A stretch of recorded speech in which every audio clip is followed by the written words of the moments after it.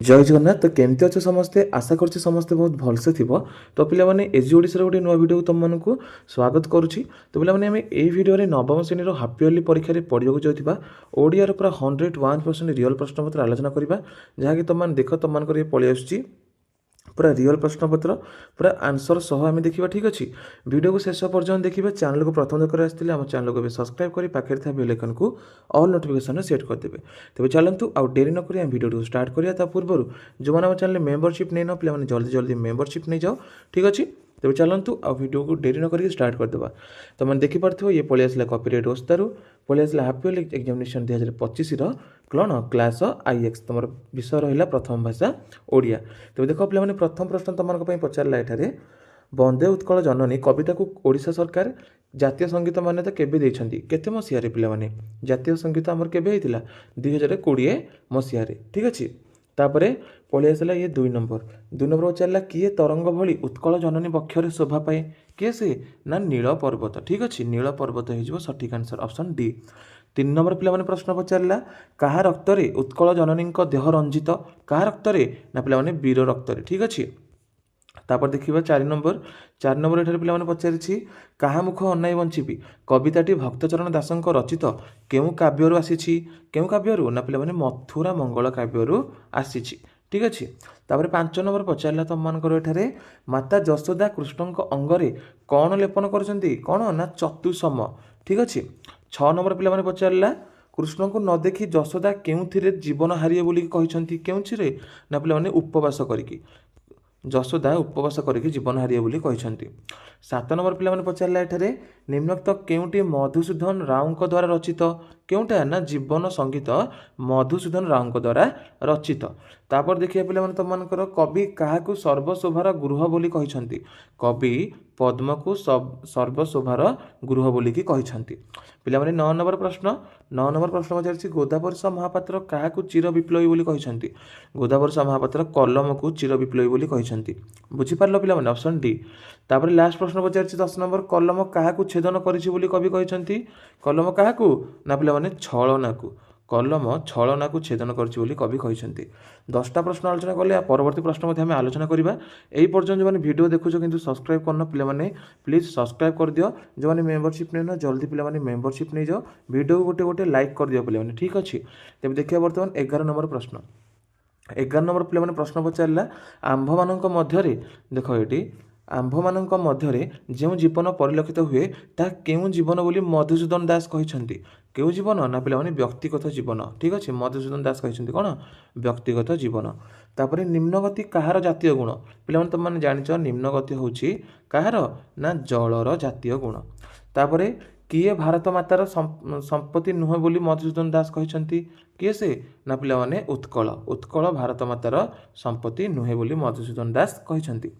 14 number कहार एकता मानव प्राणर मिलन पक्षे एकमात्र पंथा बोली गोपबंधु दास कहते पे सठिक आंसर कौन है 14 नंबर हो राखी। ठीक अच्छे सॉरी भाषा पे भाषार एकता राखी कहीदेली मुझे। 15 नंबर केउ भाषा स्वीकार न करवा जाए कहारी को युक्तराष्ट्र प्रजार अधिकार दि जाए नहीं क्यों भाषा ना पे इंग्रेज भाषा जो पर्यंत तुम इंग्रेज भाषा को स्वीकार करन तुम युक्तराष्ट्र अमेरिका कौन लोक बोली गणाजीवनी।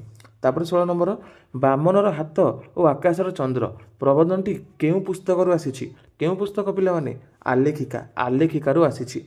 तापर 17 नंबर पे पचारा तुम मानकर दरिद्र कुटीर बड़ निधि बोली गोदावरीश मिश्र क्या कहते ना ता पिला को कहते। ठीक अच्छे तापर 18 नंबर पे पचारा तुम मानकर पुरी जिला स्कूल रे अनेक क्या नाटुआ पिला बोली कहते अनेक क्या नाटुआ पिला बोली कहते गोदावरीश महापात्र को नाटुआ पिला बोली कहते से जो कान में कुंडल लगे बुलूले से। तार पचारा 19 नंबर गोदावरीश मिश्र केबे प्रवेशिका पास करथिले गोदावरीश मिश्र केबे 1905 मसीह प्रवेशिका पास करथिले। तार पे पचार तुम मान देख 21 नंबर पे पचारा एठार तुम मान बुढ़ा शंखारी कल्परे शंखारी बुढ़ार बयस केते वर्ष थिला शंखारी बुढ़ार बयस पे 60 वर्ष थिला। बहुटी केउ शंखा पिंधिया चाहूला तुम मैंने जाच बहुटा कौन खोजुला आसमान तारा ऑप्शन सी हो सठिक आंसर। तार पे 23 नंबर क्या गोटे नित्यानी दरब नुहे बोली कांत कवि कहते क्या ना शंखा ଶଙ୍ଖା ଗୋଟିଏ ନିତ୍ୟାନି ଦରବ ନୁହେଁ ବୋଲି କାନ୍ତ କବି କହିଛନ୍ତି। ଠିକ୍ ଅଛି, ବର୍ତ୍ତମାନ ଆମେ ଆଲୋଚନା କରିବା 24 ନମ୍ବର ପ୍ରଶ୍ନ। ପିଲାମାନେ 24 ନମ୍ବର ପ୍ରଶ୍ନ ଆଲୋଚନା କରିବା, କିନ୍ତୁ ଏହି ପର୍ଯ୍ୟନ୍ତ ଯେଉଁମାନେ ବି ସବସ୍କ୍ରାଇବ୍ କରୁନ ପିଲାମାନେ ସବସ୍କ୍ରାଇବ୍ କରିଦିଅ। ଠିକ୍ ଅଛି, ପୁରା ରିଅଲ୍ ପ୍ରଶ୍ନ ତୁମମାନଙ୍କୁ ନେଇ ଆସିଛି। ଦେଖ 24 ନମ୍ବର, ସ୍ୱାଧୀନତା ମଣିଷର ଜନ୍ମଗତ ଅଧିକାର, ଏହି ବାର୍ତ୍ତାଟି ନିମ୍ନୋକ୍ତ କେଉଁ ଗଳ୍ପର ଉପକାବ୍ୟ ଅଟେ? କିଏ କହିଛି ଏ କଥାଟା? ଆମର ଅରୁଣ କହିଥିଲା। ତେବେ ଅରୁଣ ତା ପୁଅ ବି ମଧ୍ୟ କହିଥିଲା। ଏ କଥାଟା କେଉଁ ବିଷୟର? ତୁମର ପତାକା ଉତ୍ତୋଳନ ବିଷୟର।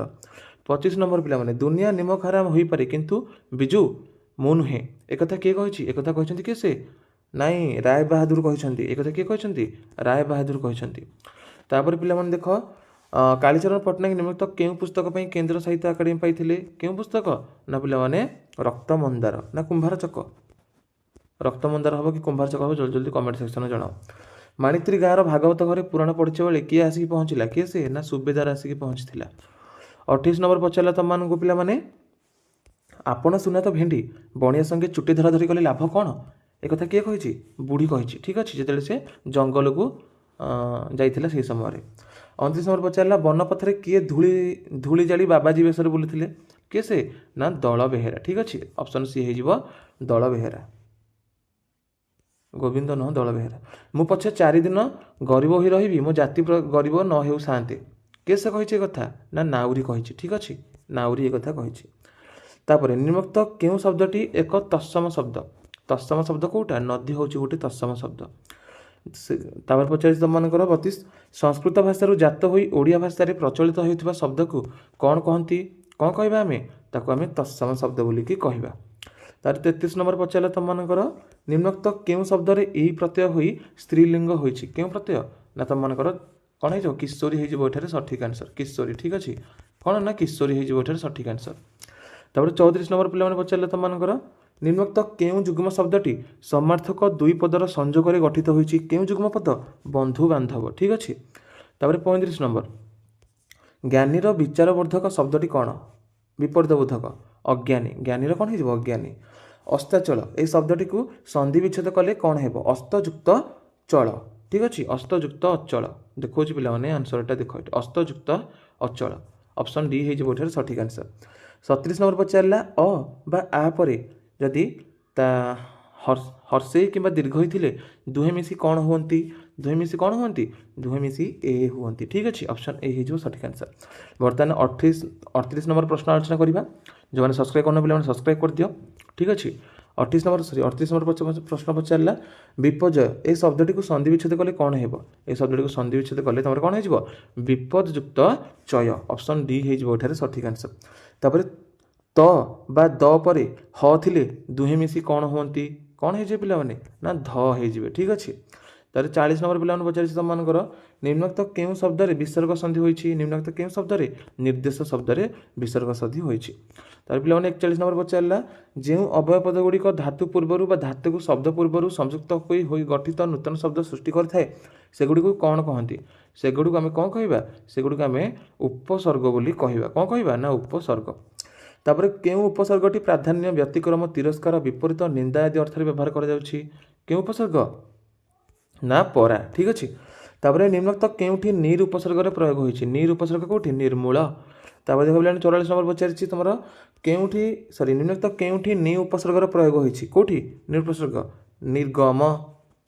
ତାପରେ ଦେଖିବା ଆମେ, ସାଧାରଣ ଭାବରେ ମନ୍ଦ ଅର୍ଥକୁ ବ୍ୟକ୍ତି କରୁଥିବା କ'ଣ ଶବ୍ଦଟା? କ'ଣ? ଅଫ୍। ଅଫ୍। ଠିକ୍ ଅଛି, ଏଇଟା ହେଇଯିବ ସଠିକ୍ ଆନ୍ସର୍ ଅଫ୍। ଟିକେ ଭୁଲ ଆନ୍ସର୍ ମାରା ହେଇଛି କିନ୍ତୁ ସଠିକ୍ ଆନ୍ସର୍ ଅଫ୍। ତାପରେ ଦେଖ 46, ବାକ୍ୟ ମଧ୍ୟରେ କ୍ରିୟାପଦ ସହିତ ଅନ୍ୟ ପଦମାନଙ୍କର ଯେଉଁ ସମ୍ବନ୍ଧ ଥାଏ ତାହାକୁ ଆମେ କ'ଣ କହୁଛେ? ନା କାରକ।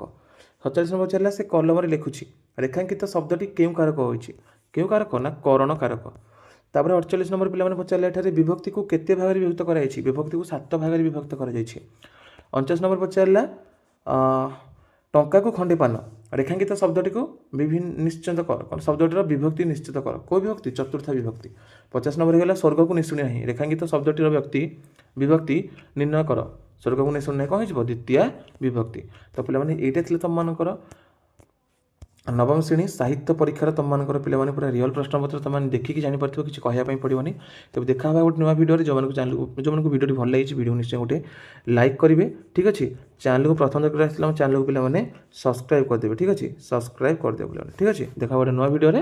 ଜୟ ଜଗନ୍ନାଥ।